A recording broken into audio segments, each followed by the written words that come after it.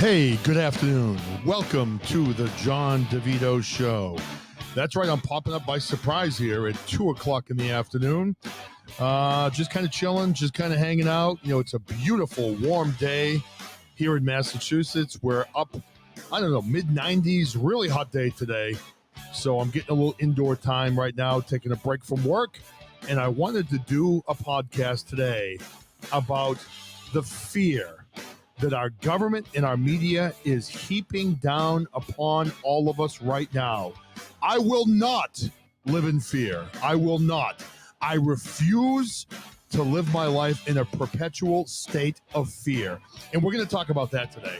So we're going to start by chatting a little bit about just some light stuff, and then we're going to get into the conversation about the fear that's being thrown on us every day and how I refuse to live in a perpetual state of fear. So anyway, welcome to the John DeVito Show. It is Thursday, August 12th. It is 2 o'clock in the afternoon, and it is a beautiful day here in Massachusetts. It's 95 degrees. We're in the middle of a heat wave. This has been one of the strangest summers on record here in Massachusetts, where we've literally had over 16 days where the temperatures have been over 90 degrees. And we don't normally have that many 90 degree plus days. I know in Florida, you probably have 200, 300 90 degree days a year. But up here, you know, we're used to the cold weather. But we've had over 16 days of 90 degree weather. We're in the middle of a heat wave right now. We're going to be in the 90s again tomorrow and probably into Saturday. But then the month of July, we had rain almost every day. So we've had like this either do or die 90 degree plus weather or rain all summer. We've had like very few of those stretches where we've been like into the mid to high 80s with nice weather and, whatever. We've either been hot or it's been raining. So it's been just kind of crazy this summer, but I like the heat. I'm a person that doesn't mind the hot weather, but up here in the Northeast, man, we get people that complain about everything. If you're in the middle of January, it's cold. We've got the ice. We've got too much snow. Why do we live here? We should move to Florida. And then in the summer, you've got the opposite. It's too hot, And up here, man, in New England, we are just complainers. We are complainers. We bitch about everything. We complain about everything. And that is just what we do in New England. We complain, we bitch. It's too hot. It's too cold, whatever. But for me, I like it. I like the hot weather. I'm enjoying it. Welcome, Glenn. I see Glenn popped into my show. He says he's done with his Podbean time out. You were a bad boy. What did you do? Well, you know me. I get timeouts everywhere. I'm like, banned from Twitter. They literally permanently banned my account. I had an account with almost 5,000 followers, and they banned me. But, I bring it on myself. I have a big mouth. I get into trouble, and you know me. I can't shut the trap. So I get banned from TikTok all the time. And I did ban Facebook from my life. So I said, Mark Zuckerfuck, I'm done with you. I'm no more of that bullshit, and I am done. So anyway, I'm going to chat for a bit today. I'm going to let some people come into the live. Miss America US entered the live studio. Welcome, Miss America. It's good to have you.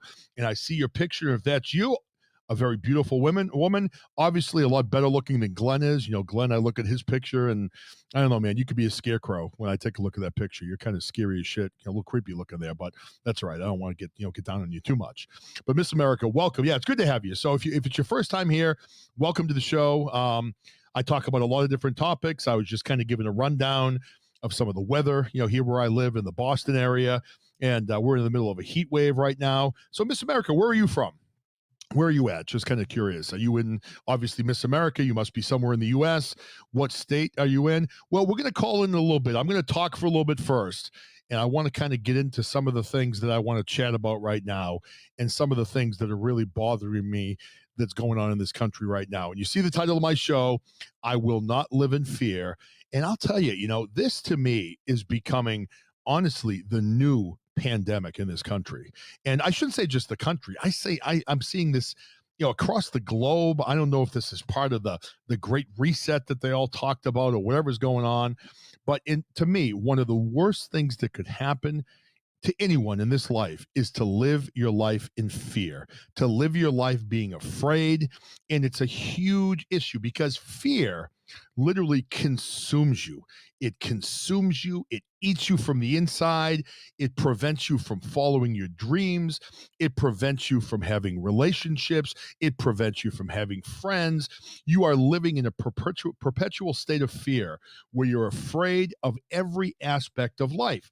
And one of the things I see a lot, and the more I watch the media, the more I watch news, the more I watch all these different, organizations that are trying to keep us down, that are trying to put us down, that are trying to make us afraid, they are not looking out for our best interest. And I see Miss America, spiritual bondage. I love that. It's so true. It's right on the mark because these powers that be, these people who are causing us to be afraid, that are having us, locked down, that are having us wear masks. And this just isn't about COVID, but COVID is one of the things that I think is allowing them to kind of put us in this perpetual state of fear right now in this country and in this world.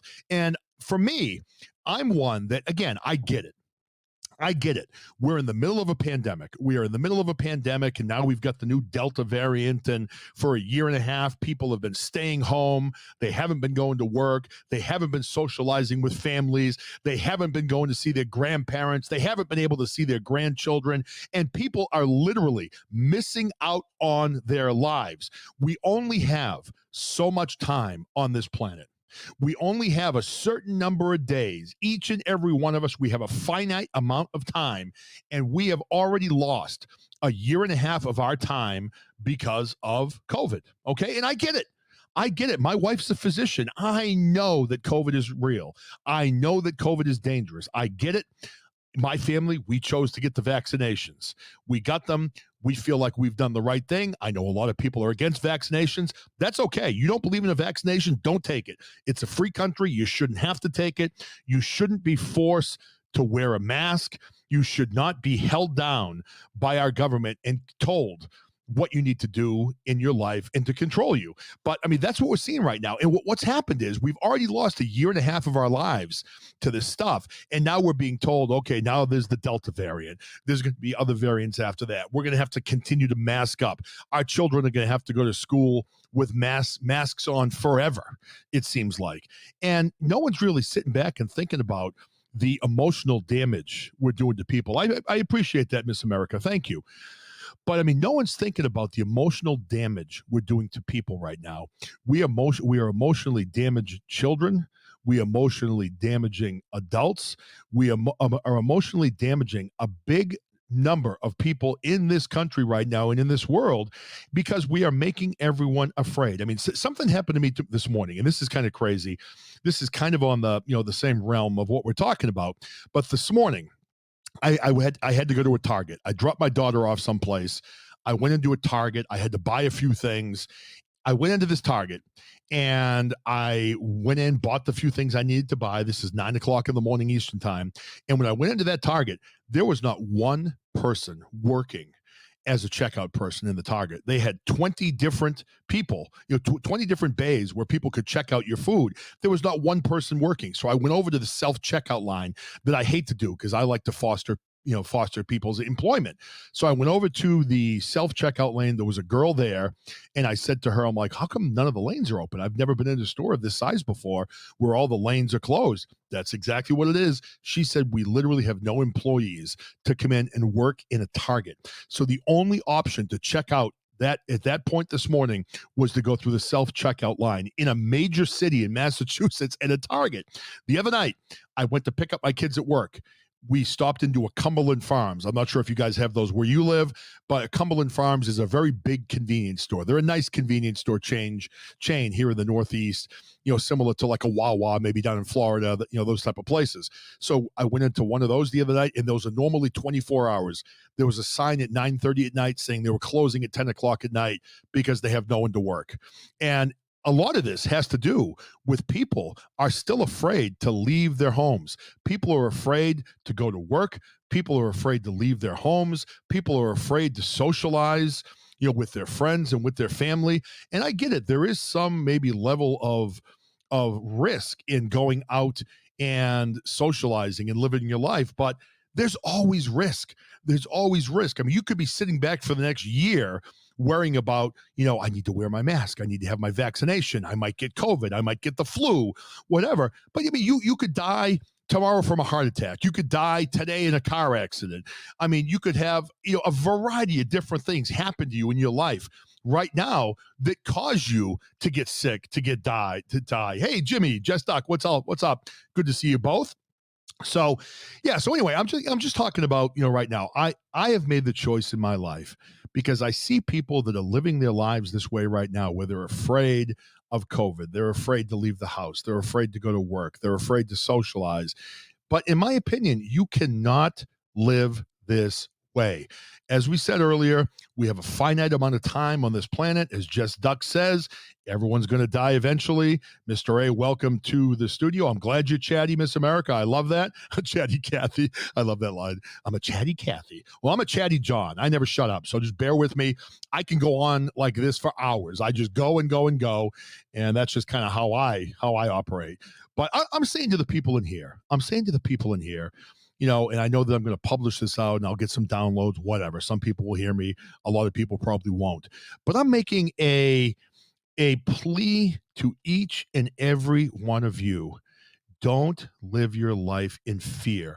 Reject the fear. The government is trying to force us to be afraid. The media is the microphone of the government. They are working together to try to make us afraid. They want us to be afraid. They want us to stay home. They want us to be good little soldiers that listen to everything they tell us to do, because if we do that, we are controlled. We are controlled. The government is controlling what we do. They're controlling what we think, and we're going to be good little soldiers that go along and do whatever they want us to do. And that is what fear does. Fear divides us. Fear conquers us. Fear is beating us as a people. And I mean, I've seen interviews. I've played it here, and actually I've got it on my soundboard right here. Let me see if I can find the damn thing. I didn't label it, so I don't know really where it is. Let's see. I'm just fast forwarding ahead. I think this is it right here. I mean, if it's not, I'll just play a different one. But this is, I believe, Dr. Fauci telling us point blank, right, that masks don't work. If it's the wrong one, I apologize. I'm not a professional. So here we go. Is that it? It is right around with masks. Here he is. You're sure of it because people are listening really closely to this. Right now, people should not be walking. There's no reason to be walking around with a mask. When you're in the middle of an outbreak, wearing a mask might make people feel a little bit better, and it might even block a droplet, but it's not providing the perfect protection that people think that it is. And often there are unintended consequences. People keep fighting. Okay, there he was. And we'll give you a little Kamala Harris laugh. Hopefully you guys can hear that. So there's Kamala laughing at our good friend Dr. Fauci. But anyway, dude, hey, Snow Pro, good to see you, brother. Good to see you. But absolutely, we have got to reject this. For all of you out there, one of the worst things that can happen to you in your life is you live your life in fear, because I've seen people that have had their lives destroyed because they're afraid. You can't be afraid to die. You can't be afraid to make the wrong decision. You can't be afraid to fail. This is something I wanted to do a show on a week ago, and I got sidetracked, and we talked about a bunch of fun shit and never got to this. But honestly, even in life, not talking about just the fear of COVID and the fear of having to wear a mask and the fear of not living your life, but you cannot be afraid to fail in your life. Some of the most successful people that I know in their lives fail over and over and over again. They have failed nonstop. I have in my life. I mean, I'm a little bit older guy, as I've told a lot of you. I'm 53 years old. I'm a father of 4. I'm married.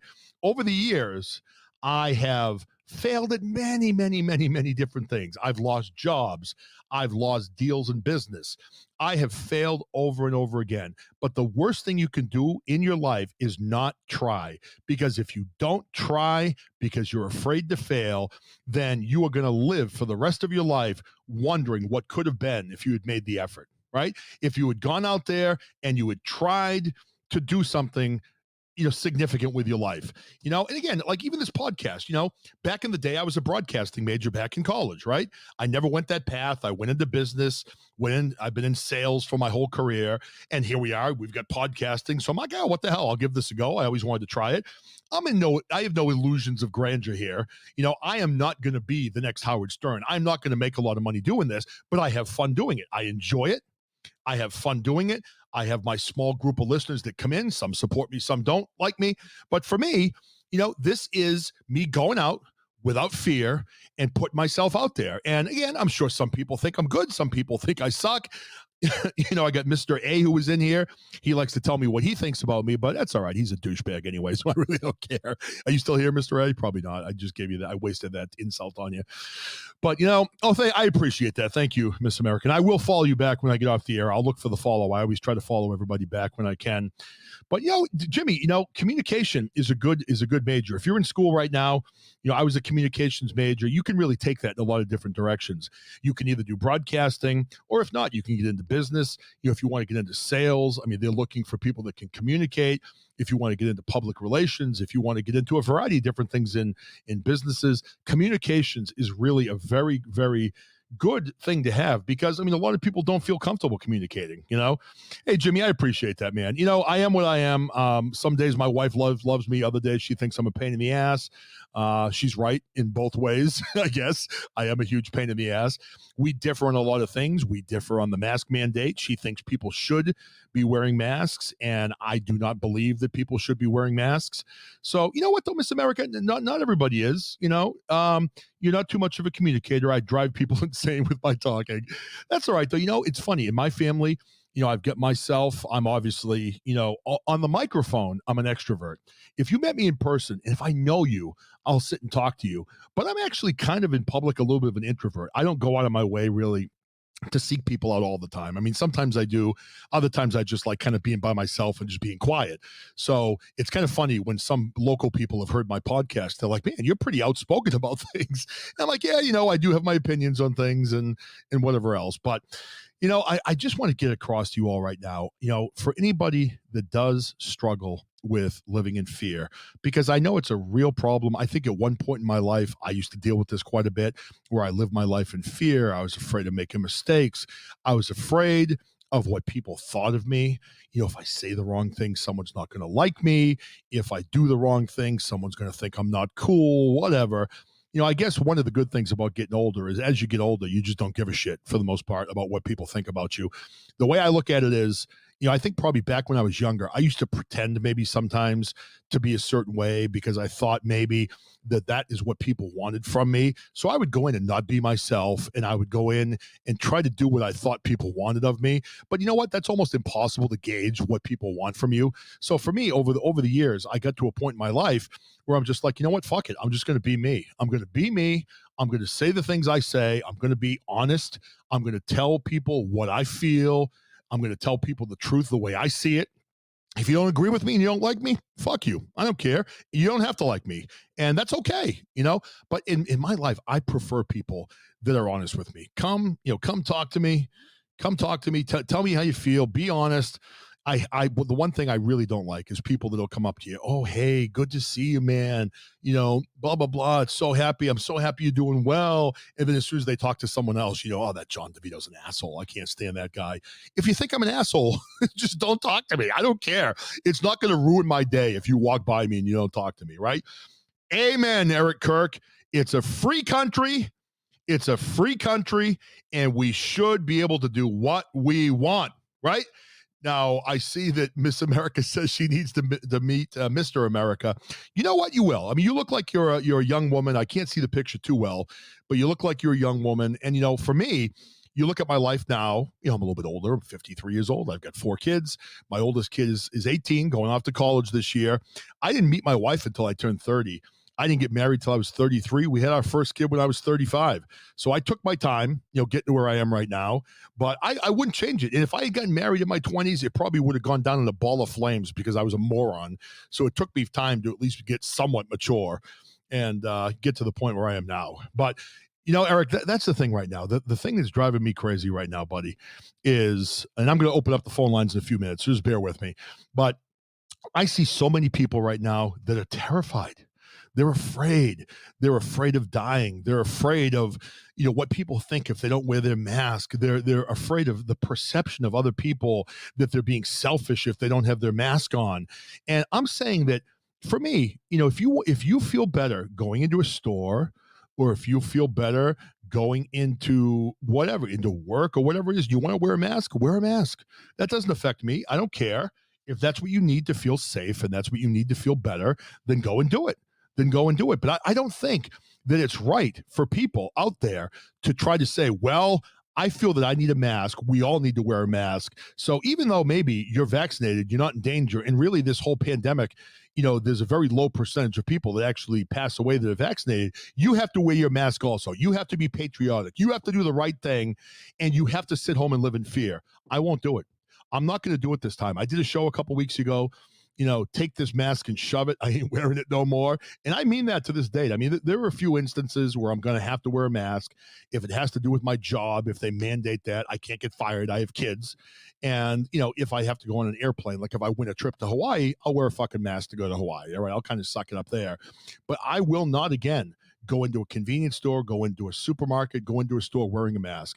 I don't believe they work. I don't believe Dr. Fauci believes they work. I don't think there's any scientific proof to show that those masks block the microscopic droplets that cause this disease. And I will not live my life in fear. I am not going to live the next 10 years hunkered down in my home, afraid to get a steroided up version of the flu. I will not do it. If COVID takes me out, it takes me out. But again, I could spend the next 10 years sitting in my house, worried about COVID, wearing my mask, being afraid to talk to anybody, or I could go out and live my life. Literally, 2 days from now, I could step out in the street and get hit by a car. I could die in a plane crash. I could have a heart attack. I mean, there are so many things that could end my life. And I've seen that over the last few months now, as some of my listeners know that come into my show quite a bit, my father-in-law died on July 1st. So we lost my father-in-law. We had not seen him for a year and a half because of COVID. Thank God he came up to see us and spent 10 days in my house. Thank you, Miss America. I appreciate that. He came up and spent 10 days in my house. I think he knew he was sick. He wanted to spend time with my wife, his daughter, our 4 children. He went back to Florida, and then 3 weeks later, he was dead from colon cancer. So we lost him. If he had not come up and spent those 10 days with us, we would have gone a year and a half without seeing, my father-in-law, my wife's father, the grandchildren of my kids who they love dearly. Thank God. Yes. Looking back on it now, we didn't realize how much that meant to us, but it was so special to have him up. And then since then now, he's got 4 brothers. 2 of his brothers, one has cancer, another had a stroke. And then last Sunday, none of you know this yet, but last Sunday, my father went to the emergency room. So I have a dad that's almost 81 years old. He has dementia. I've talked about that on the air, and he went to the ER. Luckily, he's out now. We have to get him a heart test, but they think he's okay for the time being anyway. Oh, thank you. We've had one of those clusters where we've had bad things happening. So my father was in the hospital Sunday, and then Wednesday, my brother-in-law went into the hospital to the ER also. He's out now also, but we've just had all kinds of medical stuff happening in the family. So what I'm saying to all of you out there is life is short. Life is short. It's too short to live in fear. You can't go through your life being afraid of everything. If wearing a mask makes you feel comfortable, wear a mask. Wear a mask. Don't worry about what other people think. Do what you feel is right for you. If you do not want to wear a mask, if you don't feel that it is going to help you, if you don't feel that it is something that's going to protect you, then don't wear a mask, and don't let the government tell you that you have to do it. Do not let them mandate to us what we need to do. What people have forgotten in this country is, again, this is still a free country. We live in the United States of America. This is a free country. We elect these politicians to represent us. They are not kings. They are not queens. They are not our dictators. They are not put in those roles to tell us how to live our lives. We are their masters. They are not our masters. So let's see, Jess Doc. I didn't see my dad for the 8 months before he died of COVID. Oh, that's, I'm sorry, Jess. And in my family, Jess, we have lost people to COVID. We lost my wife's grandmother. She was Nana Dolly. She was 90 years old. She was already sick. She was in a nursing home. She did pass because of COVID. And then a couple of months ago, we found out my cousin Paul, who was a relatively young guy, was about 70 years old, owned a ski shop. If anyone lives in Massachusetts, he owned a place in Salisbury, Massachusetts called Paul's Ski Shop that was pretty well known. And he passed away due to COVID as well. So we have lost family members due to COVID. But what I'm saying for all of you, we can't just keep living in fear. We can't just keep living in fear, worrying about what's going to take us down, because if that's the case, then really none of us have a life. And we have to take this life, enjoy every minute of it, do the best we can to live the best possible life, live our dreams, enjoy our lives without living in that perpetual state of fear. So, I'm going to kind of close out my statement. I'm going to open up the phone lines in 2 minutes. But for all of you out there, one last time, don't live your life in fear. One of my favorite quotes that I say to myself, because sometimes, if I have to go up and give a big presentation in front of a lot of people in my job, which I sometimes have to do, I get nervous like everybody else does. One of my favorite quotes I think about all the time is, "Courage isn't the absence of fear, it's the mastery of fear." And I think that's such a powerful quote. Courage isn't the absence of fear, it's the mastery of fear. So basically, it's saying that everybody's afraid.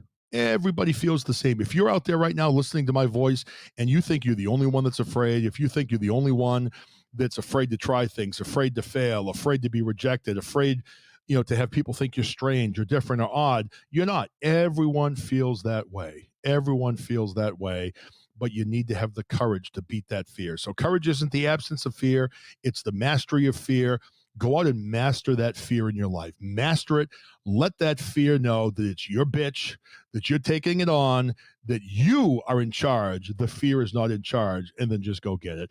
And I do see the comments for Jess. Hugs from me too, Jess. Jess Duck is one of my favorite people. She comes into the podcast quite a bit. She has for quite a while since I've been doing this, and she is an incredibly nice person. So I'm very, very sorry also, Jess. I want to give you hugs and let you know that I'm thinking of you also. You're a good person. So, hey, listen, we've got Miss America. We've got Eric, maybe a few others that might want to call in. I'm going to be on for about 50 minutes to an hour today. So, Eric, I'm buzzing you in. And Miss America, if you want to call in, we'd love to have you. So Jimmy wants to call in. We got him coming in. And remember, if you're up on the panel, don't tend to talk my ass off, and I forget people are up there, so don't let me do that. Mm-hmm. But, I guess, Eric and Jimmy, Eric, we'll start with you. Uh-huh. What do you think? Do you think right now we have a fear problem in this country? And what are you doing in your life to combat the fear that's constantly being pushed at us from the media and the government and all these other entities? Well, what do you think about this topic? Well, and again, Boomer John, hold on. Boomer John. All right, try again, Eric. Well, I think we shouldn't be letting these fear mongers get to us like this. And I've got from Franklin Delano Roosevelt's 1933 inaugural address. He said it best. This is preeminently the time to speak the truth frankly and boldly. Nor need we shrink from honestly facing conditions in our country today. This great nation will endure as it has endured, will revive and will prosper. So first of all, let me assert my firm belief that the only thing we have to fear is fear itself. Nameless, unreasoning, unjustified terror, which paralyzes needed effort to convert retreat into advance. And I know people seem to forget that too. No, it's so true. It's so true. And I saw Jess's comment a few minutes ago that, again, life is short, and it is short. For some of you guys in here that are younger, I'm the old guy. I'm 53 years old. And let me tell you, the way life goes is, you're in high school goes by in a blur. All of a sudden you're 18. You're like, holy shit, I'm 18. Then, you either go out and work or you're in college. Next thing you know, you're 22. Next thing you know, you're 30. And then 40 and 50 come quick. And as you get older, the time seems to pick up speed. When I was a kid, it used to take forever for like a month to go by. Now a year goes by. And it seems like it's like, in a week. It's so fast now. So it's true, for whatever reason, and I think it's to divide us, The powers that be are trying to make us afraid, and they're succeeding on so many levels where people are afraid to leave their homes. People are not seeing their loved ones. And this is not about our well-being. It's not about our well-being. It's about making us afraid. And I hope all of you can find the courage inside to try to master this fear and fight against it and not live your life in a perpetual state of fear. You just can't do it. So, Eric, that was right on the mark. I agree with you completely. And Eric, I mean, are you feeling this right now? I mean, are you feeling afraid because of COVID, or did you still of the feeling where this whole thing is just kind of a big pile of bullshit? Like, what are you thinking? Well, I really just, I'm the kind of person with common sense who really, sees right through it. Whether COVID is real or fake. I mean, I know people are being led down like an uncharted path, but is there any coming back from it? We really honestly don't know. It's hard to tell because I'm already the belief that Dr. Fauci and these other unelected bureaucrats calling the shots when are a bunch of frauds, in my opinion. Well, like I said, there's fear mongering on both sides of the coin here. You got people who. You got these politicians who have no PhDs whatsoever, who have no say-so in the medical field, causing bullshit fear into the people of their cities or states, and they expect people. I don't understand how people believe them. First of all, these people have no PhDs. Number two, they have nothing to do with the medical field. So how are you going to believe a politician that just wants to fill his pockets with your money over somebody who's a doctor who knows what they're talking about? Granted, you got people in the medical field. I will say that bullshit too. They lie, and those are the kind of assholes we need to get out of the medical field. And so we can keep getting cures, not treatments. I'm not for treatments. I want cures, not treatments. Treatments are bullshit. And that's all we have. We have treatments for everything. You have treatments for cancer. You have treatments for every treatments for AIDS. But you got people cures don't pay. Cures don't pay. Treatments you can string on for 20 years and keep getting paid for it. Cures don't pay. That's the problem with cures. Yep. So, and then you got people who are passing false information about the vaccines. Yes, I know the vaccines are scary. I mean, they brought them up real fast, quickly, but people got to understand, and what pisses me off is that they make this hush on the media. So one of the reasons, what I found out through research was one of the reasons why we got vaccines so fast was because that throughout the years, our scientists, our doctors have been experimenting with different medicines for different diseases or viruses in the past. Well, instead of throwing them away, they just benched them and saved them for later in case they are useful for other sicknesses. Well, one of the failed medications or vaccines for polio actually happens to be helping against COVID. So they used that old medicine or vaccine, and then they tweaked it out a little. So because there was some stuff that was in there that we didn't eat in our bodies, and they tweaked it out, and that's how they were able to get these vaccines so fast. And I should tell people, don't be afraid to research and look up the truth.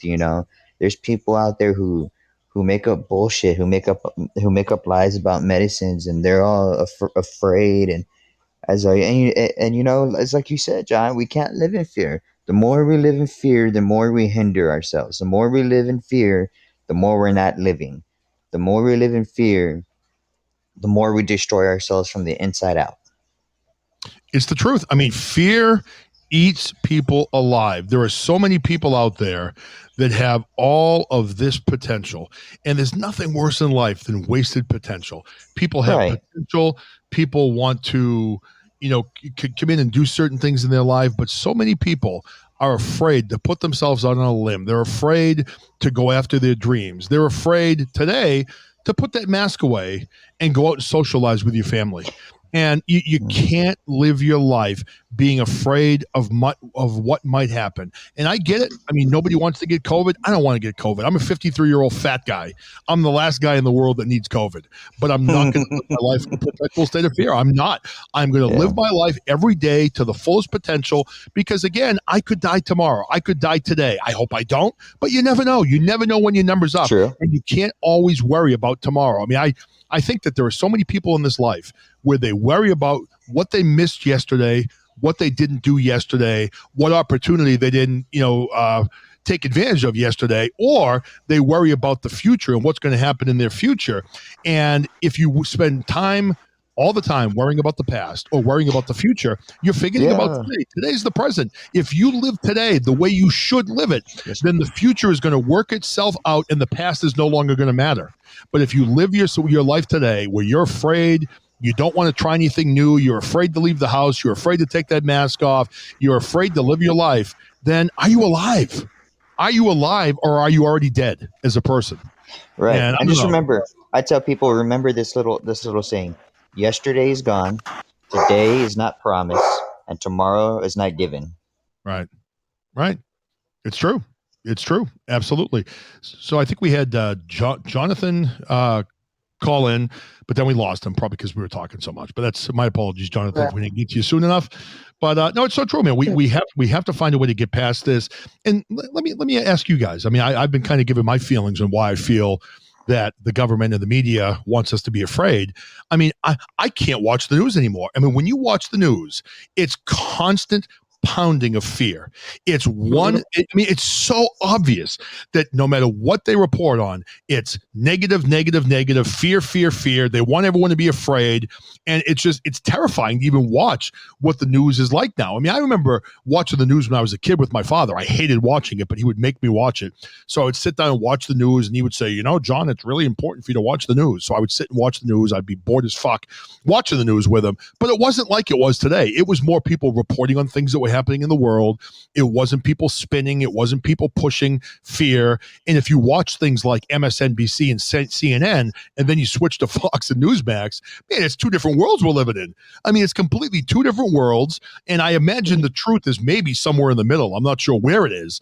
But I mean, I guess, Eric and Jimmy, what are your feelings on the government and the media? Why are they pushing fear? Why are they coming at us full speed with this? Well, the way I see it, I'm not sure if people are paying attention to the news, like you said, but right now, one of the biggest stories that I've read so far outside of the whole COVID thing is that North Korea decided to threaten the United States. I'm like, are you fucking kidding me? Are you crazy, North Korea? It makes me laugh. But yeah, they're threatening to have war with the United States if the United States continues to do those practices with South Korea. I'm like, okay, like, if they're just practicing, not doing it, they're not initiating war, what the hell does it matter to you, North Korea? Right. But yeah, that's the biggest thing going on right now. But yet nobody wants to really talk about it on the news. They still want to talk about COVID. It's like, so meanwhile, while we're blinded by talking about COVID, we have these people about to attack us from the back door. And yet the American people, a majority of them are blind to what's going on. That's true. The media, it drives me crazy. Like if you look at some of the things that were going out over the last, few months. Now, I'm even going to talk like a little bit about the Olympics. Like if you look at what happened in the Olympics, and this does have relevance to what we're talking about. If you look at, Megan Rapinoe, and then you looked at Gwen Berry, you looked at the two American Olympians who were out, taking a knee, not celebrating the flag, disrespecting the flag. And again, if you're on the left and you believe that there's a problem in this country with race relations, which obviously there has been over the years, and you think taking a knee is the right way to do it, to protest, that's your choice. I feel differently about that. I don't dislike you as a person. But when you look at people like the media, the way they report on certain things, they reported so much on Gwen Berry, the hammer thrower, for turning away from the podium. They reported so much on Megan Rapinoe taking a knee with the U.S. soccer team. Now, how about the woman who has heard of, I don't even know how to say her name properly, but Tamraya Mensah Stock. Has anyone heard of her? Who's heard that name? Probably no one. Eric, I've heard that name. You have. Okay. She was a woman that was in the Olympics. She won a gold medal, and she came out, and she's an African American woman. She's a beautiful woman. She came out, won a gold medal, and she was draping herself in the U.S. flag. I know who you're talking about. Yeah. Well, she came out and said, this is her quote. I love representing the U.S. I freaking love living here, was her quote. And we need more people like her. But who's seen media coverage about her? There's been no media coverage about this beautiful young woman who won a gold medal, who's talking about how she loves this country. But the people that hate this country, the people that are dividing this country, they get all types of press when an American hero like this woman gets nothing. And I don't understand why this woman's opinion doesn't matter. I don't get it. It's like they said, there's no news like bad news. And if Mike, you're a super fan. You're a super fan. Look at that little thing by your name. How did that happen? He joined your fan club. Oh, I have a fan club? I didn't even know I had one. Mm-hmm. All right, I have a fan club. Feel free to join my fan club, everybody. Didn't know I had one. That's awesome. All right, go ahead. Sorry. But yeah, I mean, there's no news like bad news. And the media, what they like to do is they like to report on the bad news more than the good news. Why? Well, what's the end game? Why are they doing that? Why? Because that's how they capture people's attention more with bad news and good news. So you hear, they're hearing the cash registers ring. In other words, yeah, exactly. If you would have two media companies, one reports nothing but good news, and the other one reports nothing but bad news, I guarantee you there'd be more viewers watching the bad news because they want to know what's going around the world and their city. They can care less about what the good stuff is, unfortunately. But do you think, though, there's a greater plan? I mean, again, to go back to what we were just talking about with the Olympics, that's one scenario. Now, did you see the politicians were coming out? Now, I'm sure probably a lot of you are familiar with the big motorcycle rally at Sturgis. Now, I'm not a biker, but there was a big one in New Hampshire. I grew up in New Hampshire. There's a big one in Laconia, New Hampshire, too. And you get a lot of, white guys riding bikes, U.S. flag toting Americans. And of course, the bikers in Sturgis, 100,000 strong, held up middle fingers to Joe Biden. So I'm sure he didn't particularly like that. But Joe Biden's comments were, and Dr. Fauci's comments were, they were all over the bikers in Sturgis because they weren't wearing masks. Now, if you look at Barack Obama had his 60th birthday party on Martha's Vineyard here in Massachusetts. It was a star-studded event with all these famous people. Beyonce was there, whoever else. They had these two rappers that were there that were taking pictures of themselves smoking huge joints, at the party. And again, in Massachusetts, weed's legal, so you can do it here. But still, this was the ex-president of the United States, who was supposedly this guy you look up to. He's got a birthday party of 700 people at his house. None of them are wearing masks. And, he had this big bash, even though they're telling everybody in the surrounding areas to mask up again. So where's the media criticizing Barack Obama for his 60th birthday party? Where's the media? Right? Where is the media criticizing? Double standard. Well, where's the media he's the former Joe president. Biden? How many illegal aliens have come over the border over the last 6 months? Or 8 months? Where is the media criticizing Joe Biden letting over 1 million undocumented Americans into the country? And half of them have COVID. Half of them have COVID. And you're right, Miss America. They would have kicked his ass. You're right. Man. And honestly, as stereotypical as my comment sounds about they're not going to say nothing about the illegal immigrants because they're the labor workers, we got to face it. It's true. There's a lot of construction companies and a lot of companies that will just pick up random illegal immigrants, hire them, and pay them to do work. Rather than do it legally and hire legal citizens because, hey, they don't have to pay them full price because they're legal. So they'll pay them cash under the table to do it. So you really think they're gonna rat out on practically free labor or cheap labor? True. Hey, I got to make a comment. I saw Mike from Tampa Bay just made a little comment. And if you saw it, he said he texted me a couple of pictures of what he's doing right now. And, Mike and I are pretty good friends. He's been on my show a lot, and I know he's got a very good up and coming show as well. But Mike, even though I like you and you're a good looking guy, I don't really appreciate the nudes. So thank you very much, Ew. All right. I'm just kidding. He didn't send me. I was going to say, that's gross, dude. I'm just kidding. That's my sense of humor. No, actually, he's got a nice picture of him. It looks like he's sitting out overlooking the bay with a nice soda. Looks like enjoying a beautiful day, sitting under a tree in the shade, looking at the water and the skyline of, it looks like Tampa Bay. So it looks beautiful, actually. And remember, just send the nudes later. Okay. I like that. Well, I don't. But you're crazy. And then, like the discussion we had about news. Like if you have watched like the November 30th, April 12th, and July 26th episode of the Slightly Serious Show, one of the Free Think members, Arch Kennedy, used to work in the television news business, and what people have to understand about the way the television news business works is it's a mostly liberal, business. It's always been that way. Right. If it bleeds, it leads.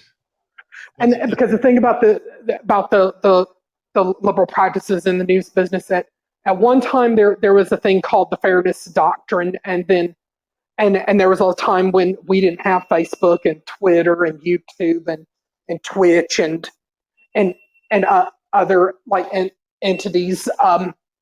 But since those came along, you're practically it's practically on steroids where everything is, where they're now showing their liberal bias. Well, because to be a conservative in that business is looked down and frowned upon. Oh, yeah. I mean, there's no doubt. I mean, even if you're in here, if you're left wing, that's cool. I know I love everybody. I love Democrats. I love Republicans. I love independents. I don't care which way you lean. I mean, we may not agree on everything, but that's all right. That's what this country is based on. But it is true. When you look at the media and you look at the social media companies, and again, I mean, I was just literally permanently suspended from Twitter with my 4,000 or 5,000 followers because I was arguing with this guy who was a liberal and he was being an absolute douchebag. And then, now think about this. Now, this is what this guy did. I don't even think I addressed this, why I got suspended on Twitter. But this fucking guy, all right, we're going back and forth. We're disagreeing about something. Then all of a sudden, he starts sending pictures of my LinkedIn page. He starts sending pictures of my... Doxing you, in other words. Oh, he starts sending pictures to me of my children. Of my children. He's sending pictures to me of my children. So finally, at that point, I'm like, hey, buddy, go fuck yourself. When you start sending pictures to me of my children, you and I are going to have a fucking problem. You can talk to me about something, but if you sending pictures of my children on, you and I are going to have a serious issue. And then he turned me in. That right there could get him automatically registered as a sex offender. Right, it was ridiculous. I mean, they were underage children. He's sending me pictures of my children, and he's like, with your name, it's really easy to find where you live and all that stuff. I'm like, fuck you, dude. I would have just taken screenshots and then called the cops or the FBI. I didn't do that. I took screenshots. I sent them all to Twitter, but Twitter fucking banned me, and they didn't ban him. So that just shows you that business. Dorsey, Zuckerberg, they're both assholes. They're one way. Well, the old man did Facebook jail for 3 days because he'd made a comment of some kind, and I think the moral is Facebook and Twitter support pedophilia. Yeah, well, TikTok, I saw his video on TikTok. He was talking about that. Mm-hmm. It was some strange post that he responded to it saying, what the fuck? And then he got suspended. And that's just crazy. I mean, the old man's a good guy. I love his show. He's got a good family show. People love his show because it makes them feel better about life. And he's so good at that. And Dina Joe is so good at that. And you are as well, Eric. I mean, I've tried to do that, and I'm not as good at that. I need to speak my feelings. And that's why I come on and do these type of shows, because that's more about what I'm about. But I admire what the old man does. I admire that show because I know that a lot of people come into that and they feel good when they leave that show. And that's a very, very, very good talent to have, and it's very important in this world. So for me, when I did the title of this show, I was hoping it would be helpful for people because I've spent times in my life where I've been afraid, and being afraid is terrible because it eats you from inside. It prevents you from chasing any of your dreams. It prevents you from having relationships. You can't have anything when you're afraid. You can't have it. And that's why with this whole pandemic thing, maybe it's bringing back to me some of the times in my life where I've been afraid. And I'm like, you know what? I spent 1.5 years of my life sitting at home, not going out, not going on vacations, not visiting friends. I've been vaccinated. I am not going to be made to feel like I have to spend the next 10 years in this quote unquote new normal that they're talking about. So, I mean, what's going to happen? All right, 10 years from now, 15 years from now, okay, we're finally done with all this COVID shit. Okay, you guys don't have to wear masks anymore. We're all good. I mean, 10 years from now, I'm 63 years old. 15 years from now, I'm almost 70 years old. So what am I going to do? All of a sudden one day, okay, hey, good. I don't have to be afraid of COVID anymore, but fuck, I'm 70 and I have cancer now. I'm not going to do that. I'm going to live my life. I'm going to enjoy it. And I will not give in to the government. I will not give in to the politicians. I will not give in to this society that is screaming at me to be afraid. I will not live in a perpetual state of fear. I will not allow it. I will not tolerate it. And I encourage all of you, live your life to the fullest, whatever your dreams may be. I mean, everyone's dreams are different. For me, I had certain dreams of having a family and doing certain things, and I'm trying to do them. Not everything's been perfect. For some of you, maybe it's just living on your own. Maybe for some of you, it's getting your first job. being healthy. I mean, whatever. But I mean, go after your dreams, right? Look at Mike. Go outside and smell the roses like he's doing today. Absolutely. You have to. Right. And, Mike, you're saying there, this is a big comment because I think damage has already been done to the public psychologically. And it's been done to a lot of people. I think you're absolutely right. It could be possible. It could be damage, psychological damage. Children having to wear the masks every day. I mean, there was a school committee meeting in the school district I live in last night where, I don't know, have you guys ever heard of Turtle Boy? He's a pretty big media presence. Never heard of him. Okay, you can look him up on the internet. He's Turtle Boy News, and he's out of Massachusetts. He's pretty big, and he lives in the next town over from me. So he went to the local school committee meeting last night and organized a protest where, I don't want to say hundreds, but dozens upon dozens of parents showed up at the school committee meeting to protest mandated masks in our school district. My thing is, people got to understand, like kids are filthy. Kids are dirty. So I understand why they want the kids to wear masks. I mean, when I mean by they're filthy, they're dirty, like kids, they put their hands in their mouth and they don't understand their hands are dirty, or they share food with other kids and they can get kids sick, or their drinks and stuff. Growing up, I have never, ever shared my food, my drinks with any of my friends. I refuse to take food from people especially if I don't know where the food came from. I'm like, nope, not going to eat it. See, I eat food off the floor. If I drop a sandwich on the floor, I'll pick it up and eat it. I give it to my dog. I don't eat it. I was like, nope. As soon as it touches the ground, I'm like, nope. I guess I'm disgusting. Right, but exactly. For me, it's like I think a 10-day rule, though. 5-second. Well, I'll be honest. I'll do the 5-second rule, like Eric said. I'll do a 5-second rule as long as it's like clearly not put in dirt or anything, and I can just like rinse it off with water or something. Then I'll eat it. Well, did you ever hear the old comedy routine with Eddie Murphy, where he talked about as a kid, if he had an ice cream cone, he could drop his ice cream cone in a pile of dog shit, he'd still eat it. So, but you're right. Right, I remember that one. Kids are like that. Classic Eddie. Yeah, classic Eddie Murphy. So, hey, listen, I don't know if anybody else wants to call in. I'm going to keep this at about an hour. I'm already at 51 minutes. If anybody else wants to call in and say their piece, I'd love to hear it. Jimmy and Eric, if you've got anything else you want to say about this topic, about maybe, hey, now, Snow Pro, did you know that the term Jimmy's is racist? You just mentioned sprinkles. Did Jimmy? You know, Jimmy's. Did anybody know that's a racist term? I had no idea. I thought Jimmy was another word of saying condom.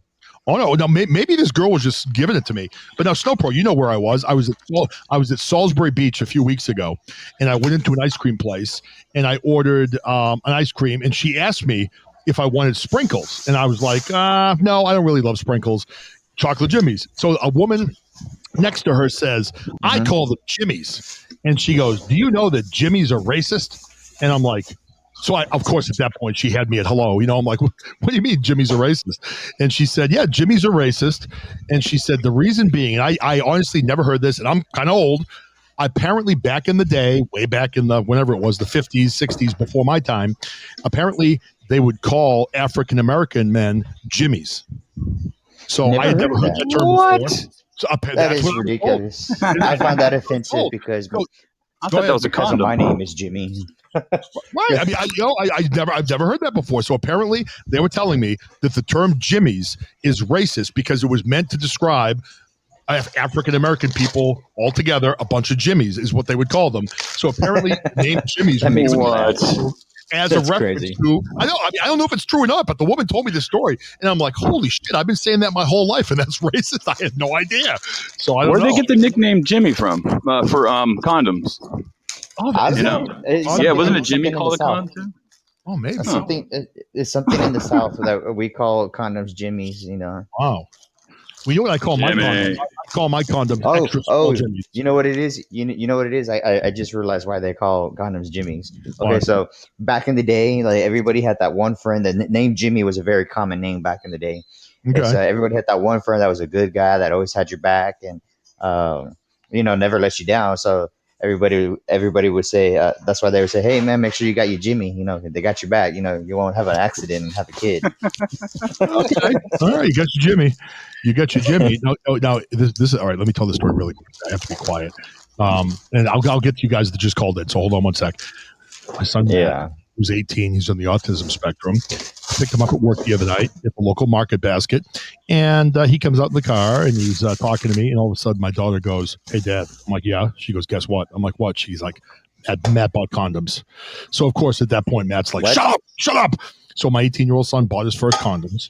So I asked him, I'm like, "Do you have condoms?" And he said, "Yes, but I don't want to talk about it." But apparently he bought himself some condoms. He's going off to college in September. And again, he's on the autism spectrum, so he hasn't had too much activity with girls at this point. But apparently he's safe than sorry. Fun in college, right? So he's good. He's got some condoms. I'm proud of him. So he picked up some condoms, and I asked him what type he bought, and he said, "Well, Dad, the only thing they say on the box is that they're large."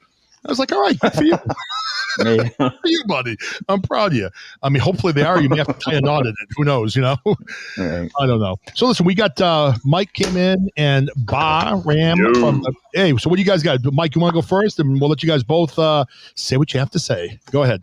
I'm just saying it's nice to get out every now and then. It's nice to just get on a bike and just go out and just go sit in a park or sit by the bay and just enjoy the outside. It's nice, man. Just get out of the house, stop editing for a while, and just It's nice, man. It's good way to recalibrate, I guess.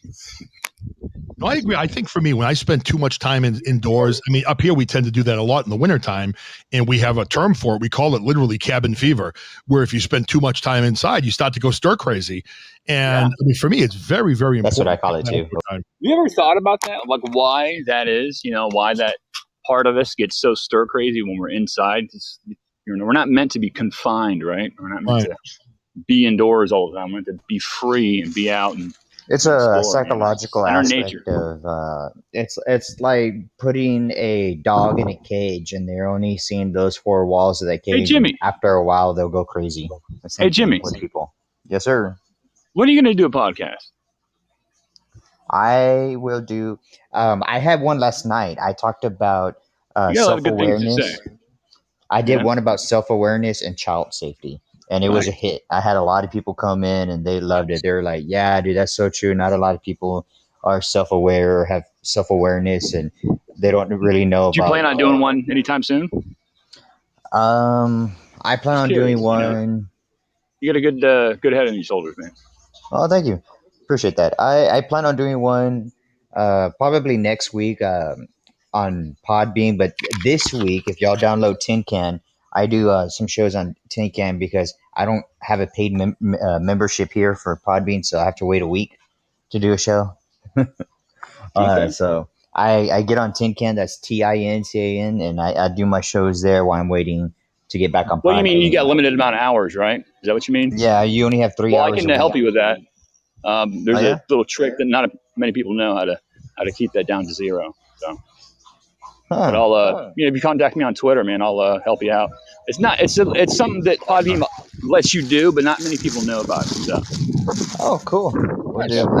What's your Twitter handle? Mike Tampa Bay _24. Mike Tampa Bay _24. Okay. Hold on. I just actually muted our podcast by mistake, or I think I unmuted you. All right. Hey, you want to go ahead and give us what you got, man?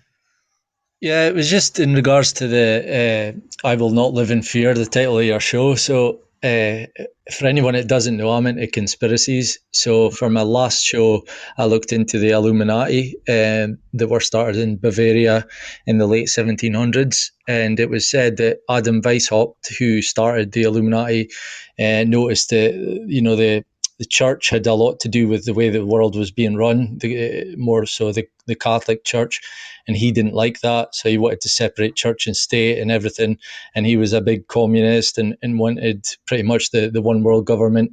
And so it's said that the plans in the Illuminati that were found by the Bavarian government was talking about how they've used force throughout history on the people. And it's always ended up in the people backfiring, civil wars and things. So his plan was to force through this plan of the one world government using fear. So I always liken it to like 9/11, where you had that act that was, what was that again? The one that they passed that took away the freedoms. So they scare us into submission, and that's what Adam Weishaupt has done. And that's what I believe COVID and SARS and Ebola and 9/11 and Boston bombings, they're all events that are orchestrated to put us into fear. And that's what this whole, even like that. And your voice makes me feel better. I love it. That Fauci recording that you played. Basically, what I have learned in the 3 years that I've been looking into these things is there's always a way around this stuff, and I believe that they tell you the truth, and then it's up to the clever ones to, like I've never worn a mask. I came on your show, remember, and told you I've never worn a mask because I worked out that there's an exemption card, and when you look into that, it's basically there as a PDF on the government website that you can download, and no one, and I mean no one, can question you on your medical history. So I've just been walking around, and to be honest, I've had one interaction. So and I believe this week I was sent the exact same thing for the COVID vaccine and the COVID app. There's going to be an exemption thing. So it's just about educating yourself and also your interactions with the police. You can learn about common law, learn how to deal with those kind of people. And I think that's what they've done. It's all about consent and all that stuff. No, I think you're right. I think that there's definitely a plan where they want us to be afraid, and when we're afraid, they take away our rights. And when they take away our rights, it's supposedly in our best interest. That's what they're saying. But there's no doubt this is a fear tactic that they are using to get what they want and to make us afraid, and in the process, take away our rights. I think you're right on the mark with that. And man, I get to get into your podcast more often. I love conspiracies, and it sounds like you have a hell of a show. And unfortunately, I haven't been on too much listening to a lot of shows, but that seems very interesting. I'd like to hear more about that. Yeah, that's pretty cool, man. It's not a Podbean show. On my show. Yeah, I just look at research stuff for about a week, and then I do, I record it off air, and I'll put it on. I'll edit it and things, and I just put it on YouTube or BitChute. It's not. I think I've got a few episodes on Podbean, but yeah, I just love it. I love it. So I can find you on YouTube and listen there. Yeah, I've had a few problems with YouTube. I got 2 or 3 of my episodes removed.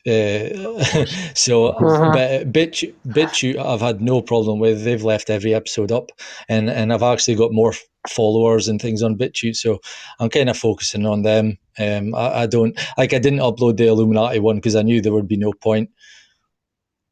Oh yeah, it'll be down in no time if you try to do that. But I mean, in my mind, there's no doubt that type of thing is happening, and that's why I think all of us need to band together and just fight this shit. Unless we all talk about this, unless we get together. I mean, face it, there's a lot more of us in this world than there are of them, and we have to band together. We have to stop letting them divide us with fear. That's the thing. We have to pull together. We have to do it, or we're going to lose. What does fighting together look like, though? A lot of people don't know how to actually take that next step, Well, this is a different type of fight. I mean, this isn't out on the battlefields with guns and weapons.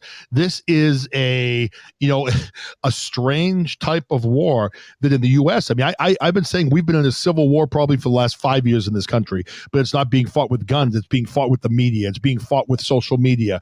It's being fought through, different. Very true. Yeah, I mean, I totally agree with you on that. Yeah. I think, especially with this cancel culture, and the way our government is, they're working hand in hand to manipulate the American people into believing bullshit. Yep. Without actually giving us proof. Like, for instance, like Donald Trump will always say, that climate change isn't real. It's just like, okay, well, what's your proof that it's not real? You got these scientists who say that it's a natural occurrence, that it's real. And that that our ozone layer is being depleted because we're not helping it, we're destroying it. But you just keep telling people over and over and over that it doesn't exist, it's not real, but you refuse to give us proof of your. So the battlefield would be what against truth and lie, right? Against what is truth and what are lies. Yeah, exactly. So let's just promote truth, be positive, be optimistic, exactly. And just, do things to help people, I guess. Well, it's funny, Mike. You sent me something to read, and I did enjoy reading that. I read the entire thing you had sent me, and I know that you're a religious guy, and it is true. As one of the things that you, and again, I don't want to turn this into like a religious thing, but yeah, you're a spiritual guy. But the deceivers are good liars. And that's the thing. When you say that we have to promote truth, sometimes I think the truth has been blurred. Mhm. People don't know what the truth is. And that's what makes it difficult, because when we're saying we're going to promote the truth, because I think in general, what you have here in this podcasting community is you have a lot of intelligent people. You have people that I think are on the higher end of the IQ scale. You have a lot of people in this world that struggle in that manner, and they're easily manipulated to not know what the truth is. So I think that's where the challenge is, you know? That can be, but we identify like fundamental truths, like a smile makes you feel better, or smiling, makes you feel happier. And you say, yeah, that's true. So, I mean, there's some like basic fundamentals that we can. And a mask blocks. A mask. Yes. Not only that, a mask. Did you know those masks were designed to block droplets of sweat or spit from the doctor, so they don't get it on the cut or while they're operating? It doesn't block out anything. The droplets that come in from COVID are microscopic, and none of those masks are going to prevent any of that stuff from coming into your body. Period. Well, speaking of masks, he's the first to admit he's an idiot. Maybe so, Doss, but you're a lovable idiot. So, we love you here in the John DeVito Show. So we're happy to Well, speaking of masks, have y'all seen those new masks they're trying to push that are coming from China? It's like it looks like you seen that movie Tron? You know how the helmets? Oh, yeah, I've seen that. They have that weird little mask. Yeah, well, the mask is the same concept of like the Tron, but without the full helmet. It just covers the face, and it seals around the jawline. So nothing, and it has a little filter on the bottom where you can breathe and stuff. I'd say the best way we can combat fear is to challenge fear's power, its notions or what it's claiming to be. We should challenge those things. Can't go outside. Go outside. Challenge those things and see if it's face that fear. Is what I do. I gotta Every day I do it. After the first wave of the pandemic, when in Massachusetts they finally told us you didn't have to wear masks anymore. I remember the weeks leading up to that, I stopped wearing a mask. And I remember, honestly, here I am, 53 years old, 6'4", 275-pound, big, imposing, bald guy. And I was a little nervous to take my masks on to go in. And sexy as hell, damn it. Wait, is my daughter. Ew. Yeah, I know. I'm sorry. She's always, watching. But no, it's true. I was a little nervous going in. But you're right. We all have to fight that fear. I think going forward, if these mandates continue to come down, if I walk into a store and they say, hey, you can't come in here without a mask, fine, fuck you. I'll spend my money somewhere else. You don't want my money? Dude, John, I'm so glad you said that, because like yesterday when I went to Walmart, they're literally handing people masks as they're walking in. Are they really? No, I don't want it. Yep. And there's one guy in front of me, like 6 foot, like this guy had to be like 6'2", and the lady hands him the mask. He's like, "Oh fuck no, I don't need that. I don't want to wear masks." She's like, "Well, I'm sorry, then you can't come in the store." "Oh, the hell I can," and all this stuff. I'm like, "Oh, here we go. We got one of these idiots who just wants to start problems for no reason." So, dude, if you don't want to wear the mask, go to another store. Don't cause an issue. Don't cause a problem. It just makes you look bad. Yeah. And well, I hate to say it though, I'm probably one of those idiots that would talk back. So unfortunately, and I get your point. No, but would you get physical? Would you ever get physical with them? Oh no, never that way. No, I wouldn't get physical. That's the way that guy got. He got physical with the lady. He grabbed the lady by her shoulders and he tossed her to the side. And I was like, "Hey man, what are you doing, guy?" He's like, "What?" Yeah. And he turns around and goes, "What's your problem?" I go, "My problem. What's your problem? You're the one grabbing the lady by her shoulders and throwing her to the side, you psycho." I said, "No, get out of the store. If you're not gonna follow the instructions, get out of the store." It's like a 5-year-old can follow the instructions better than you. How old are we? You don't put your hands on a woman. You don't do that. You don't put your hands on definitely that too. That was the other thing I brought up. You don't go. Homeboy, he's you back. Don't put your hands on a woman like that for something dumb. Like you put your hands on a woman because she's coming at you psychotically or with a weapon, and you got to defend yourself. That's the only excuse to ever put your hands on a woman. This homeboy. Hold on. If you were ever Native American, you'd be called long fellow or long-winded fellow. Homeboy, this is for you. Sorry. It's just going to play in the background. If anyone's seen When Harry Met Sally. All right, here we go. Oh, God. Homeboy, I'm so happy to see you. You could just tell, right? Oh. Everyone stopped talking. Oh. Wow. All right, I'll shut it off. There we go. Oh, man. She sounds familiar. See, not to me. I've been married for 20 years. I hear this.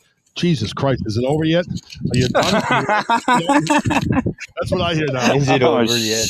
Damn, that's cold blooded. We did it last Come on. Just go down on me for crying out loud.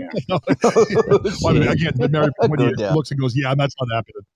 Oh, man. All right, listen, Eric, I've gone way over my time. Eric, if you could, close it out. Let's wrap up this bad boy. This has been a great show. I'm really happy I went on. And Homeboy's going to test the show. So, hey, Homeboy, what time are you going to be on? Let everybody know. So, Homeboy's going to test the show today. He has been unbanned.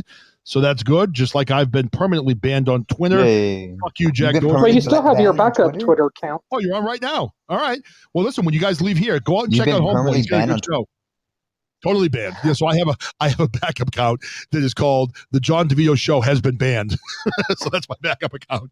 But I went from 4,000 or 5,000 followers. I think I've got 90 followers now. So if you guys want to find me, there it is. Eric put it down. It's just DeVito is the new one. Oh, look, now I got this always happens. I go to end my show and then people come in. Prophet, dig deeper. Welcome to the show. Angela, welcome to the show. Unfortunately, we're wrapping it up. If you haven't been before, hopefully come back because we'd love to have you. Mr. A is back. I was kind of hoping he wouldn't come back, but he's here. So I guess we'll put up with him. But Eric, go ahead. Why don't you run down what's happening? And we'll move on. Go ahead. Well, on Podbean Live today, 9:30 p.m. Eastern time, you've got the Slightly Serious Show, which me and James and Pert will be at. And also at 9:30 p.m. Eastern time, you've got Scooter and Spanky with the Mr. A, Beans and Weenie Show. For you.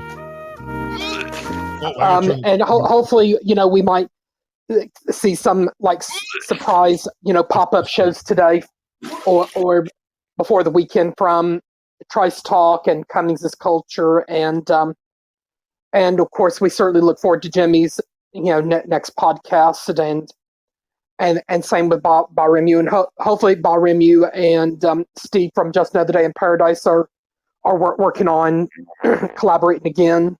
Oh, Mr. A, sorry about that. Then, of course, tomorrow morning, you've got the Old Man's Podcast with Dean, Joe, and Eric at 10 a.m. Eastern. And you've also got, over the weekend, the It's Doomsday Podcast and Dude Sean and Crazy Kane and a couple more interesting friends. And then also be on the lookout for Laura and Lou's Communication Station, as well as A Day in the Life of Me and the Ralph William Podcast. And Chuck and Billy's Not Your Cup of Tea. And speaking of two great comedy podcasts, I think a collaboration between Scooter and Spanky from Beans and Weenies and Chuck and Billy from Not Your Cup of Tea, that would be an awesome show.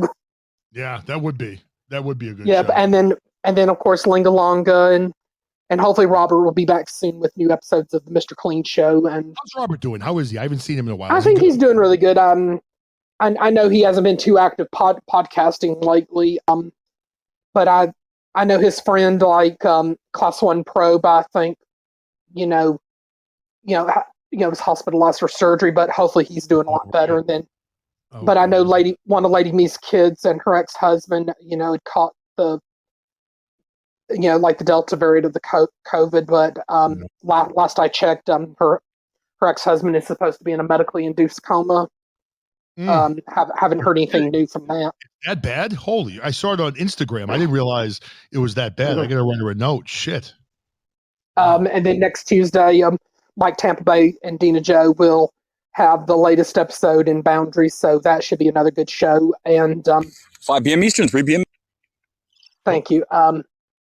And of course, and then Milk Dog, he's on multiple times a day as always, and hopefully some more Podbean friends who have been on hiatus might come back soon, like the Almost Everything Podcast, Lyrical Laxatives, and the Raw Report, and a few others. Hopefully they're doing great too. Yeah. And we definitely look forward to some new ones. All right, but it's great hanging out with you, John. Hey, great, all you guys. I really appreciate you calling in, and for some of our new friends that came in, thank you. Please give me a follow. And Frankie D's on tomorrow too. No problem. Please come back. Please come back, and I'm going to try to get into some more shows, and hopefully, as I get through the summer, I have a little bit more regular schedule doing the podcast. So, for everybody that came in, thank you so much. I love you all. I appreciate each and every one of you, except for Mr. A. He's a douchebag, but aside from him, I love the rest of you. All right? Well, you like to give Glenn shit too, but Glenn, I feel kind of bad for him. He was on the show earlier talking about he's, I guess, a little insecure about the size of his penis, so I don't want to upset him. Oh, damn. I can't believe you went there. but we might as well just get on out of here. Yourself. We're going south. All right, this is my fucking dog again. Shut up, Molly. All right, take care now. Love you all. All right, love you and God bless you, everybody. God bless you. Have a good one. And thanks to everybody who joined us. We'll see you next time. Yeah, buddy.